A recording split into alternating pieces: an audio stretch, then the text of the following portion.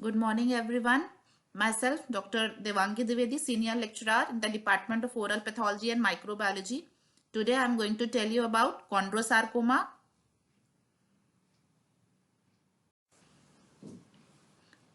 So, chondrosarcoma is a malignant neoplasm in which the tumor cells form cartilage but not bone. It is about half as common as osteosarcoma and twice as common as Ewing sarcoma.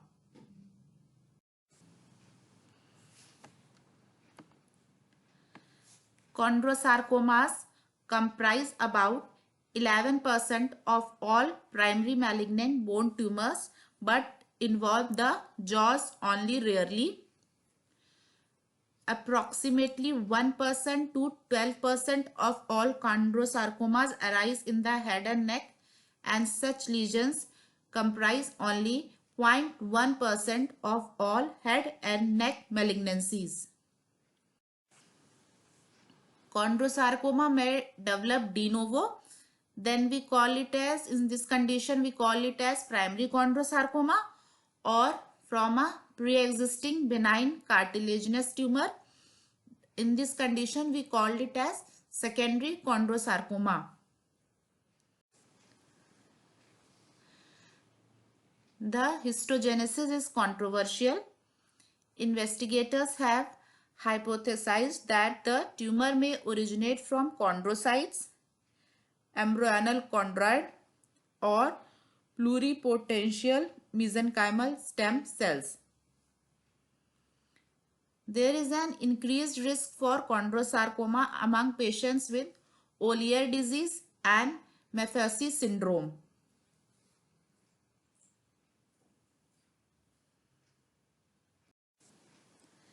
These forms of chondromatosis are associated with somatic mutations in isocitrate dehydrogenase 1. In short, we call it as IDH1 gene, and isocitrate dehydrogenase 2. In short, we call it as IDH2 gene. Likewise, chondromas and chondrosarcomas of bone frequently exhibit these mutations. Next, I'll tell you about the clinical features. So, in adults in 4 to 6 decade of life, and there is a slight male predilection. The most frequently involved sites are the ilium, femur, humerus, and lastly the ribs.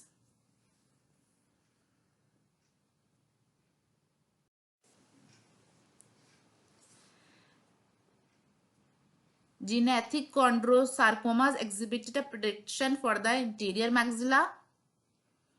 In contrast, mandibular tumors tend to favor the posterior region. Other possible sites of involvement in the head and neck include the paranasal sinuses, nasal septum, skull base, and cervical vertebrae. Most head and neck chondrosarcomas develop within bone, but approximately 1/3 of cases originate in either laryngotracheal cartilage or even soft tissue involvement is seen. A painless swelling is the most common presenting sign. In contrast to osteosarcoma, pain is an unusual complaint. Jaw lesions may cause separation or loosening of teeth. Maxillary tumors may cause nasal obstruction, congestion, epistaxis, photophobia, or visual loss. Here you can see a clinical photo for chondrosarcoma. This is yet another photo, clinical photo for chondrosarcoma. Next, coming to the radiographic features. Radiographically, chondrosarcoma usually appears as an ill-defined radiolucency with radiopaque foci. These radiopaque foci correspond to calcification or ossification of the cartilage matrix. Some cases show extensive calcification and primarily appear radio-opaque. Infrequently, there is lobular growth with minimal or no calcification. Such lesions may appear as multilocular radiolucencies that mimic a benign process. Penetration of the cortex may result in a sunburst pattern similar to that seen in some osteosarcomas. Jaw tumors may cause root resorption or symmetrical widening of the periodontal ligament space of adjacent teeth. Here you can see a radiographic photo for chondrosarcoma. Next, coming to the microscopic features. Chondrosarcomas are composed of cartilage showing varying degrees of maturation and cellularity. In most cases, lacunar formation within the chondroid matrix is evident, although this feature may be scarce in poorly differentiated tumors. The tumor often shows a lobular pattern. The central areas of the lobules demonstrate the greatest degree of maturation, whereas the peripheral areas tend to exhibit immature cartilage and mesenchymal tissue consisting of round or spindle-shaped cells. Calcification or ossification may occur within the chondroid matrix. Chondrosarcomas may be assigned a histopathologic grade of 1 through 3. Low-grade tumors closely resemble normal cartilage and may be very difficult to distinguish from chondromas.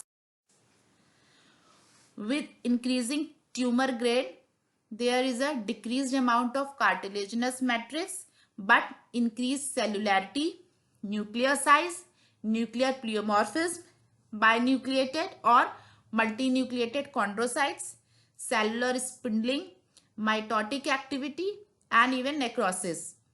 Most chondrosarcomas of the jaws are grade 1 or 2. Here you can see the microscopic photo for grade 1, grade 2 and grade 3 type of chondrosarcoma. Next, coming to the variants. Microscopic variants of chondrosarcoma include the following. First one is your clear cell chondrosarcoma. Second is dedifferentiated chondrosarcoma. Third one is myxoid chondrosarcoma. And lastly, it is the mesenchymal chondrosarcoma. Clear cell chondrosarcoma is a low-grade variant exhibiting cells with abundant clear cytoplasm. This variant may be difficult to differentiate from metastatic clear cell carcinoma. Here you can see the microscopic photo. Dedifferentiated chondrosarcoma is a high-grade variant that shows an admixture of well-differentiated chondrosarcoma and high-grade sarcoma. This variant is exceedingly rare in the jaws. Here it is the microscopic photo.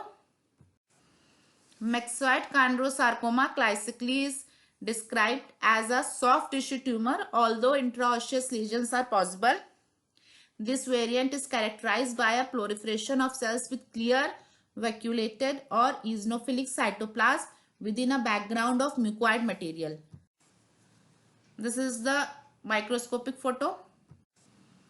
Mesenchymal chondrosarcoma is aggressive variant of chondrosarcoma with a distinctive biphasic histopathologic pattern. Sheets of small basophilic cells with focal areas of cartilaginous differentiation is seen. It's considered high grade based on clinical behavior rather than histopathologic features. This variant represents only about 1% to 9% of all chondrosarcomas. This is the microscopic photo. Lastly, we come to the treatment and prognosis. Surgical dissection is the mainstay of treatment for chondrosarcoma. Curettage followed by cryosurgery may be an alternative for grade 1 chondrosarcomas confined within bone, although this technique mainly is used for long bone tumors. That was all. Thank you.